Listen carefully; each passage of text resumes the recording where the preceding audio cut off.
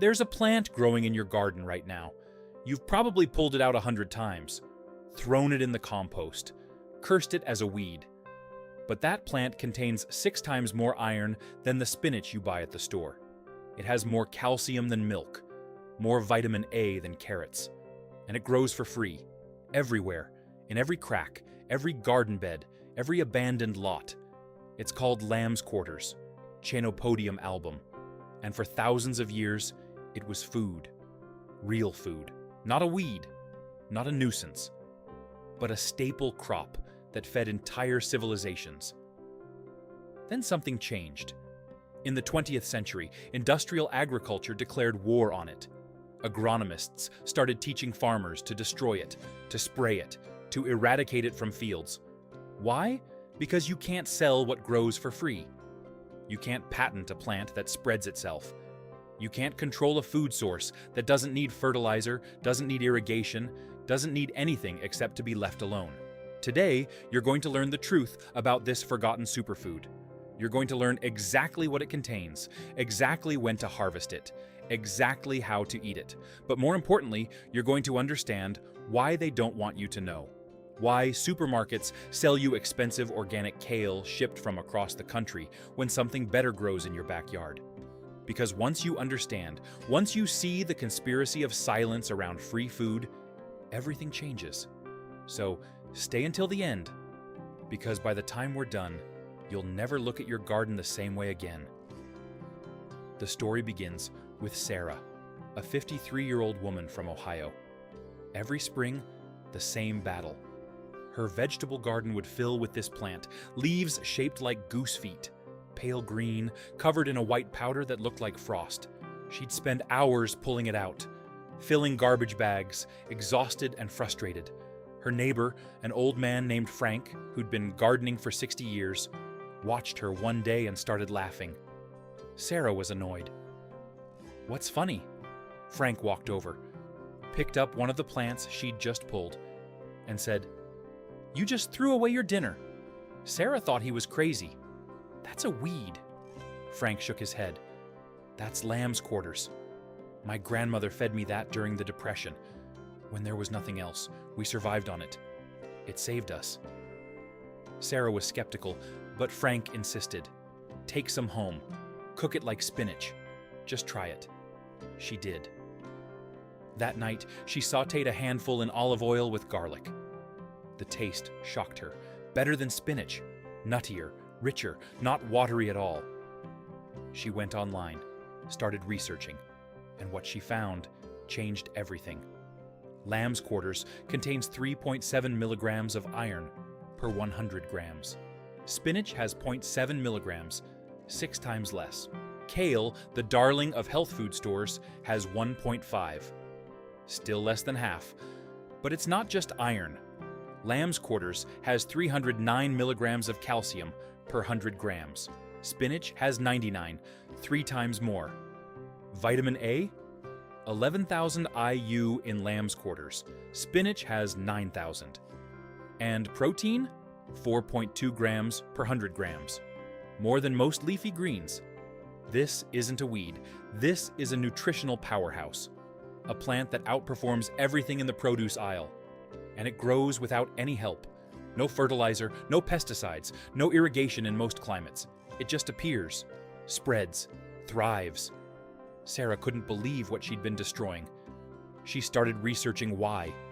Why isn't this sold in stores? Why do gardening books call it a pest? Why do agricultural extension offices recommend herbicides to kill it? The answer is simple and dark. Because lamb's quarters can't be commodified. It grows too easily. You can't create dependency. A farmer can't control it. A corporation can't patent it. It spreads by seed, millions of seeds per plant. One plant can produce 50,000 seeds, and those seeds remain viable in soil for decades. 40 years, 50 years, buried and waiting. When you till the soil, they wake up. They germinate. They grow. You can't stop them. You can only accept them, or fight a losing battle. For industrial agriculture, that's a nightmare. The entire system is built on control. Controlled seeds, controlled inputs, controlled distribution. Lamb's quarters laughs at control. It grows in poor soil. It grows in compacted soil. It tolerates drought better than cultivated greens. It doesn't bolt in heat like lettuce. It doesn't get bitter like arugula. It just keeps producing tender leaves from spring until frost. And you can't charge $5 a bunch for something that appears in every garden for free. So instead, they did something brilliant and evil. They changed the narrative. They made it the enemy. They called it pigweed, goosefoot, wild spinach, names that sound primitive, undesirable. They wrote it out of agricultural textbooks. They stopped teaching about it in nutrition courses. They made sure that new generations of farmers and gardeners would see it as a problem to solve, not food to harvest. And it worked. Today, 99% of people who grow gardens have no idea they're destroying food. They pull lamb's quarters and plant spinach. They buy seeds, they buy fertilizer, they buy pest control. They spend money and time growing something inferior to what nature gave them for free. That's the genius of the system. Make people pay for less while destroying more. Create a problem where none existed, then sell the solution. Sarah started asking her friends, her family, neighbors, "Do you know what lamb's quarters is? Can you eat it?" Not one person knew. Not one. These were people who spent hundreds of dollars on organic produce, who drove to farmers' markets, who talked about superfoods and nutrition, and none of them knew that the most nutrient-dense green was growing in their yard. The erasure was complete. Here's a simple question for you. Have you ever eaten lamb's quarters? Answer yes or no in the comments. I want to see how many of you already know. But Sarah wanted to understand more. She kept digging into history, and she found something shocking. Lamb's quarters wasn't just food. It was one of the most important crops in human history. Archaeologists have found lamb's quarters seeds in sites dating back 10,000 years, in ancient settlements across Europe, across Asia, across the Americas. It was cultivated, intentionally grown. The Pueblo people of the American Southwest grew it as a staple grain. They harvested the seeds, ground them into flour, made bread. The seeds are tiny, similar to quinoa. Actually, quinoa is a close relative. Same family. Chenopodium quinoa versus Chenopodium album. One is sold for $15 a pound. The other is called a weed and destroyed. Both are nutritious. Both are productive. The only difference is marketing. In medieval Europe, lamb's quarters was called Good King Henry in some regions, though that's technically a related species.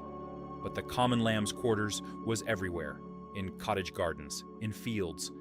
It was eaten by peasants and nobles alike, cooked in soups, baked in pies, added to porridge. It was reliable. When wheat failed, when barley was destroyed by rain, lamb's quarters still grew. It was insurance, famine food, but also everyday food. There was no stigma. It was just greens. In Eastern Europe, particularly in times of hardship, lamb's quarters kept people alive. During World War II, during famines, during blockades, when there was nothing in the stores, nothing in the fields, lamb's quarters appeared. It thrived in disturbed soil, in bombed-out cities, in abandoned gardens. It fed people when nothing else could. But after the war, everything changed. Industrial agriculture exploded. Monoculture became the norm. Chemical fertilizers, pesticides, herbicides. The goal was efficiency, maximum yield of single crops, and anything that grew uninvited was the enemy. Lamb's quarters, with its prolific seed production and tenacious growth, became target number one. Agricultural schools started teaching farmers to eliminate it. Extension bulletins called it a competitor, a thief. It steals nutrients from crops. It harbors pests. It reduces yields. All technically true if you're growing monoculture. If you have a field of soybeans and nothing else, then yes, lamb's quarters takes resources. But if you're growing food for yourself, if you have a garden, lamb's quarters isn't competition. It's bonus food. Free nutrition growing alongside your tomatoes and beans. Sarah started experimenting. She stopped pulling lamb's quarters. She let it grow. And she discovered something beautiful. It didn't hurt her other plants. It actually helped. Lamb's quarters has a deep taproot. It breaks up compacted soil. It mines minerals from deep underground and brings them to the surface. When it dies and decomposes, those minerals feed the topsoil. It's a dynamic accumulator, and its dense growth shades the soil. Keeps it cool, retains moisture. In the heat of summer, Sarah's garden stayed productive longer than her neighbors because the lamb's quarters acted as living mulch. She harvested leaves for eating, left some plants to mature, and drop seeds for next year. And her garden thrived, better than ever, with less work, less water, no fertilizer, because the lamb's quarters was doing the work. She started harvesting systematically. Early morning, when leaves are crisp, she'd pick the top 6 inches of young plants before they flowered. That's key. Once lamb's quarters flowers, the leaves become tougher, more bitter, still edible, but not as tender. But before flowering, they're incredible, soft, mild, slightly nutty. She'd fill a basket in 10 minutes. Enough greens for a week. Rinse them well because of the white powder on the leaves. That powder is actually tiny bladder cells filled with water and minerals. It's not harmful. Just rinse it off, then cook or eat raw. Sarah made salads. The young leaves are tender enough to eat fresh. She made smoothies. Lamb's quarters blended with fruit taste better than kale. No bitterness. She sautéed it with garlic and olive oil, added it to soups, substituted it in any recipe calling for spinach or chard. Quiche, lasagna, stuffed pasta, spanakopita, all worked perfectly. If you're finding this useful, hit subscribe and leave a like. Because what's coming next is the exact nutritional breakdown and why it matters for your health. Let's talk numbers, real numbers. 100 grams of raw lamb's quarters contains 3.7 milligrams of iron. Your daily requirement is around 8 to 18 milligrams depending on age and sex. So 1 cup of lamb's quarters gives you 20 to 40% of your daily iron. Compare that to spinach at 0.7 milligrams. You'd need to eat 5 times more spinach to get the same iron. And here's the thing about iron. Most people, especially women, are deficient. Anemia is epidemic. The medical solution is iron supplements, which cause constipation, nausea, dark stools. Or they tell you to eat red meat, which is expensive and comes with other health concerns. But lamb's quarters? Free, no side effects. Bioavailable iron in a natural form your body recognizes, paired with vitamin C, which lamb's quarters also contains for better absorption. It's a complete package. Calcium, 309 milligrams per 100 grams. Your daily need is around 1,000 milligrams. 1 cup of lamb's quarters gives you 30%. That's more than a glass of milk, and it's plant calcium. Comes with magnesium, which you need for calcium absorption. Comes with vitamin K, which directs calcium to bones instead of arteries. Dairy calcium doesn't have that. It's isolated.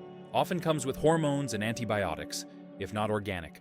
Lamb's quarters is pure, clean, free. Vitamin A. 11,000 IU. That's 220% of your daily value. In 1 cup. Vitamin A is crucial for vision, for immune function, for skin health, for cellular growth. Most people get it from carrots or sweet potatoes. Both great. But both require planting, watering, harvesting, storage. Lamb's quarters just appears. You walk outside and cut it. Fresh every time. No refrigeration needed until you bring it inside. Protein, 4.2 grams per 100 grams. Doesn't sound like much. But for a leafy green, it's exceptional. Most greens are under 3 grams. And this is complete protein. Contains all essential amino acids. Not in huge quantities, but present. Lamb's quarters was used as a protein source in traditional diets for good reason. And fiber, 4 grams per 100 grams. That's 16% of your daily need. Fiber that feeds your gut bacteria, keeps you regular, stabilizes blood sugar, reduces cholesterol.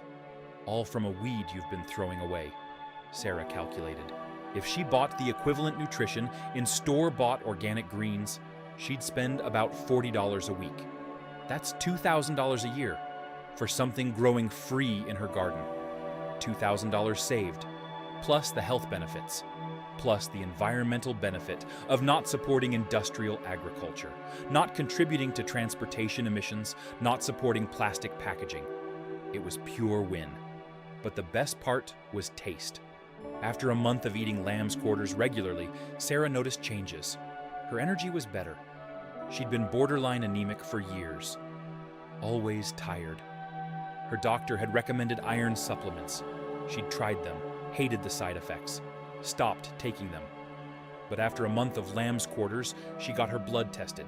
Iron levels normal, ferritin normal. Her doctor was surprised. "What changed?" Sarah explained. The doctor had never heard of lamb's quarters, looked it up, and said, "Well, keep doing what you're doing. It's working." Sarah also noticed her digestion improved. She'd struggled with constipation. The fiber in lamb's quarters fixed it, gently, naturally, no laxatives needed. And her skin looked better, clearer. The vitamin A, the antioxidants, all working together. She started telling people, friends, family, posting on social media, and the reactions were mixed. Some were fascinated, started harvesting their own, reported back with success stories, but others were hostile. "You're eating weeds? That's disgusting, that's dangerous." "What if it's poisonous?" Sarah would explain. Show them the research, the nutritional data, the historical use. But some people refused to believe. They'd rather spend money on organic kale shipped from California than eat something free in their yard. It's psychological. We've been conditioned to believe that valuable things cost money, that free things are worthless, that supermarkets are the source of food, that gardens are just hobbies. Breaking that conditioning is hard. Some people can't do it. They're too invested in the system, but others got it. Sarah started a small movement in her neighborhood, a lamb's quarters appreciation club. They'd meet monthly, share recipes, share harvesting tips, compare gardens. They started noticing other edible weeds too. Dandelion, purslane, plantain, chickweed, all growing free, all nutritious, all ignored or destroyed. They realized their yards were grocery stores. They just hadn't known it, and the economic impact was real. One woman calculated she saved $300 over the summer just by harvesting lamb's quarters and other wild greens instead of buying lettuce and spinach. $300 for food that required zero work to grow, just recognition, just harvesting, just knowledge. Now let's talk about how to do this yourself, because knowing is one thing, doing is another. First, identification. Lamb's quarters is easy to recognize. Leaves are roughly diamond-shaped or triangular, irregular edges, slightly toothed. The color is pale green to blue-green. And here's the key identifier. The underside of young leaves is covered in a white mealy powder. Looks like flour was dusted on them. That's bladder cells, unique to Chenopodium species. If you see that white coating, you've got lamb's quarters, or a close edible relative. The stem is often striated, green with lighter stripes, usually upright. Can grow anywhere from 6 inches to 6 feet, depending on conditions. In rich soil with good water, it gets huge. In poor dry soil, it stays small, but still produces edible leaves. When to harvest? Anytime from when the plant is a few inches tall until it flowers. But the best time is when it's young, 6 to 10 inches tall. The leaves are most tender then, most mild. As it grows, harvest the growing tips, the top 4 to 6 inches. These are always tender even on larger plants.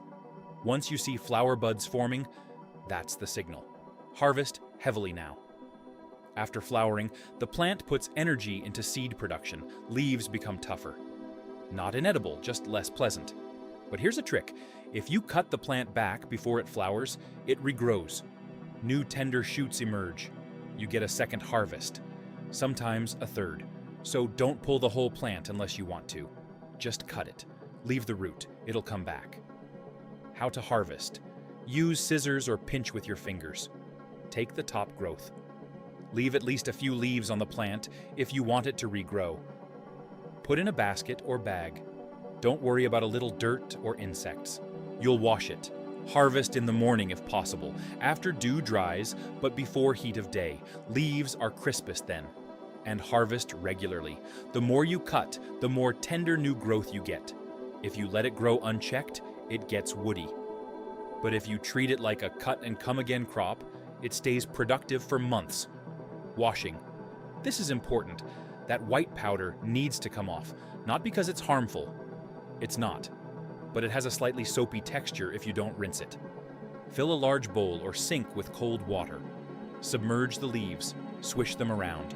Lift out, drain, repeat if needed. Most of the powder rinses off easily. Then spin dry in a salad spinner or pat with towels. Now they're ready. Storage. Treat like spinach. Put in a plastic bag or container with a slightly damp paper towel. Keeps in the fridge for 5 to 7 days. But honestly, best eaten fresh.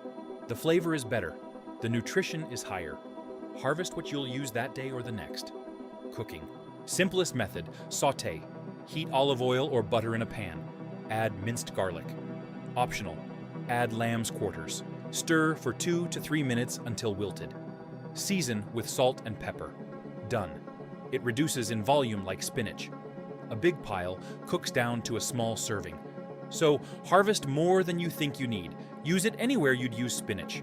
In omelets, scrambled eggs, frittatas, in pasta. Mix with ricotta for stuffed shells or manicotti. In soups, add to chicken soup, vegetable soup, minestrone. It adds body and nutrition in smoothies. Blend with banana, berries, almond milk. The mild flavor disappears. You get all the nutrition without the green taste. Kids don't even notice. Raw in salads. Only use the youngest, most tender leaves. Larger leaves are better cooked. Mix with other greens. Add to a spring mix. The flavor is mild, slightly earthy, nutty, not bitter like mature kale, not metallic like some spinach, just pleasant. Sarah's favorite recipe became lamb's quarters pesto. Instead of basil, use lamb's quarters. Blend with garlic, pine nuts or walnuts, parmesan, olive oil, salt. Incredible, bright green, nutritious. She'd make big batches. Freeze in ice cube trays. Pop out a cube to add to pasta, spread on bread, mix into soups. Convenience and nutrition in one. Another use most people don't know. The seeds. If you let some plants go to seed, you can harvest the seeds. They're tiny, black, shiny, high in protein. You can cook them like quinoa. Rinse first to remove saponins, natural compounds that taste bitter. Then boil in water, 15 to 20 minutes. They puff up slightly. Eat like a grain, or grind into flour. Mix with wheat flour for bread.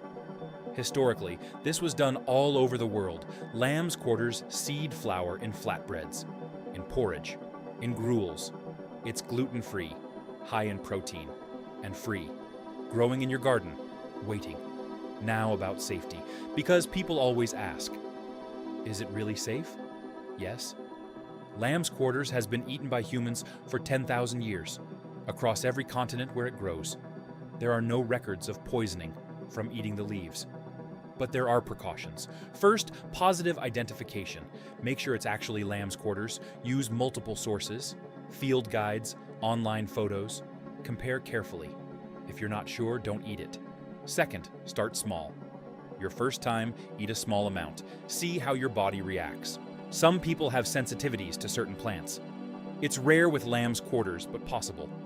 Third, avoid plants growing in contaminated areas. Roadsides, industrial sites, treated lawns. Plants absorb what's in the soil. If the soil has heavy metals or chemicals, the plant will contain them. Only harvest from clean areas, your untreated garden, parks that don't spray, wild areas away from roads. Fourth, wash thoroughly. We covered this, but it bears repeating. Rinse well, remove all dirt and debris. Fifth, be aware of oxalates. Lamb's quarters contains oxalic acid, same as spinach. Actually less than spinach. But if you have kidney stones or are prone to them, moderate your intake. Don't eat huge amounts every day. Variety is good anyway. Rotate your greens. Lamb's quarters one day, lettuce another, kale another, chard another. Your body benefits from diversity. And last, don't harvest from areas where dogs frequent. Obviously, use common sense. But beyond that, lamb's quarters is safe. Safer than store-bought greens that might have E. coli. Safer than sprayed produce with pesticide residue. You know where it came from. You know it's clean. That's power. Let's go deeper into why this plant was erased. Because it's not random, it's systematic. In the early 1900s, agricultural education became standardized. Land-grant universities, extension services, 4-H programs, all wonderful in many ways. They brought science to farming, improved yields, reduced crop failures. But they also brought an ideology. The ideology of control, of monoculture, of inputs. Farmers were taught to grow single crops, corn, wheat, soybeans, and to eliminate everything else. Weeds were the enemy. Weeds compete. Weeds harbor pests. Weeds must be destroyed. This message was reinforced by chemical companies, by seed companies, by equipment manufacturers, everyone who profited from farmers buying inputs. And lamb's quarters, as a prolific weed, became a symbol of bad farming, a sign you weren't controlling your land, weren't being scientific, weren't modern. Meanwhile, nutritionists were being trained in a different system, a system that recognized only foods sold in stores, only foods with commercial value. They studied carrots and broccoli and lettuce, but not lamb's quarters, not purslane, not dandelion. Why? Because you can't build a career studying food that doesn't generate research funding. Chemical companies don't fund studies on weeds. Vegetable growers associations don't either, so lamb's quarters disappeared from nutrition textbooks, from dietary guidelines, from the consciousness of health professionals. It became invisible, and 2 generations later, almost no one remembers. The knowledge was lost, not through book burning, through non-inclusion, through silence, through making it irrelevant. But here's what makes it criminal. During this same period, malnutrition in America was significant. Iron deficiency, calcium deficiency, vitamin A deficiency, especially among the poor. The solution offered was fortification. Add iron to flour. Add vitamin D to milk. Add iodine to salt. All good interventions. They worked, but they required buying products, buying fortified foods. Meanwhile, lamb's quarters, growing free in every vacant lot, could have addressed these deficiencies naturally, for free. But nobody talked about it. Nobody taught it. And the people who needed it most, the poor, were told that wild greens were poverty food. Embarrassing. A sign of failure. Better to buy cheap processed food than to harvest free nutritious greens. That's the message they absorbed. And it's still the message today. Sarah started researching global perspectives. And she found that in some cultures, lamb's quarters never stopped being food. In India, it's called bathua, eaten regularly, cooked with spices, added to roti, considered nutritious and desirable, not a weed. In Mexico, it's called quelites, part of traditional cuisine, sautéed, added to tacos, to quesadillas, valued. In Greece, a related species called vlita is eaten as horta, boiled greens, drizzled with olive oil and lemon, a staple. These cultures didn't lose the knowledge. They maintained continuity. Traditional foodways survived industrialization, and people are healthier for it. Lower rates of anemia, better bone density, not because of supplements, because of diet, because they still eat wild greens. Sarah wondered what America lost, what knowledge, what resilience, what food security, because lamb's quarters isn't just about nutrition, it's about independence. When you can feed yourself from plants that grow without your effort, you're less vulnerable, less dependent on supply chains, on trucking, on stores, on the economy. During the Great Depression, people knew this. They foraged. They harvested wild greens. They survived. But then prosperity came, and with it, amnesia. We forgot how to see food around us. We became completely dependent. And now, when supply chains break, when stores empty, because they forgot. They don't know that food grows everywhere. They think food comes from stores, that's all. But it's changing. Slowly. People are waking up. The pandemic helped. When shelves were empty, some people remembered, started looking around, started learning. Foraging became popular again, not as a survival skill, as a lifestyle choice, as a way to reconnect, to be healthier, to save money, to rebel against the system. And Lamb's Quarters is part of that movement. It's being rediscovered. Blogs, YouTube channels, foraging books, all celebrating it, teaching about it, bringing it back into awareness. The industry can't stop that. They can ignore it, they cannot stock it, but they can't prevent it from growing. It's everywhere. And once people know, they can't unknow. Here's what I want you to understand. This isn't just about a plant. It's about a worldview, a system that profits from making you dependent, from convincing you that valuable things must be purchased, that free things are worthless, that nature is something to control, not cooperate with. Lamb's Quarters challenges all of that. It says, you don't need me. It says, nature provides. It says, the best things are free. And that's a dangerous message for a system built on selling you things you don't need. So they suppress it. Not overtly, not dramatically, just quietly. By not talking about it, by not teaching it, by calling it a weed, by training you to destroy it without thinking. But you can choose differently. You can learn to see it, to value it, to harvest it. And when you do, you take back power. Small power, but real. The power to feed yourself, to nourish yourself, without asking permission, without paying a corporation, without depending on a system that doesn't care about you. That power is ancient. It's your birthright. And it's growing in your garden right now, waiting. All you have to do is stop fighting it. Stop pulling it. Start seeing it for what it is. Not a weed, but a gift. A nutritional powerhouse. A free, renewable food source that appears every spring and asks nothing from you except recognition. Sarah's garden is different now. She still grows tomatoes, beans, peppers, but she also welcomes the Lamb's Quarters, lets it grow, harvests it weekly, eats it daily. She's healthier, saves money, and feels connected to something bigger, to history, to the generations who survived on this plant, to a way of living that doesn't require constant consumption. She's not alone. Thousands of people are making the same choice, learning, harvesting, sharing knowledge, creating a movement. Not a loud movement, not a political movement, just people quietly opting out of dependence, quietly reclaiming autonomy, quietly feeding themselves from the abundance that surrounds them. And that brings us full circle. Back to you, back to your garden, back to the plants you've been destroying. What will you do now? Will you keep pulling Lamb's Quarters? Keep paying for inferior greens? Keep supporting a system that hides free food from you? Or will you try something different? Will you let one plant grow, harvest it, taste it, see for yourself?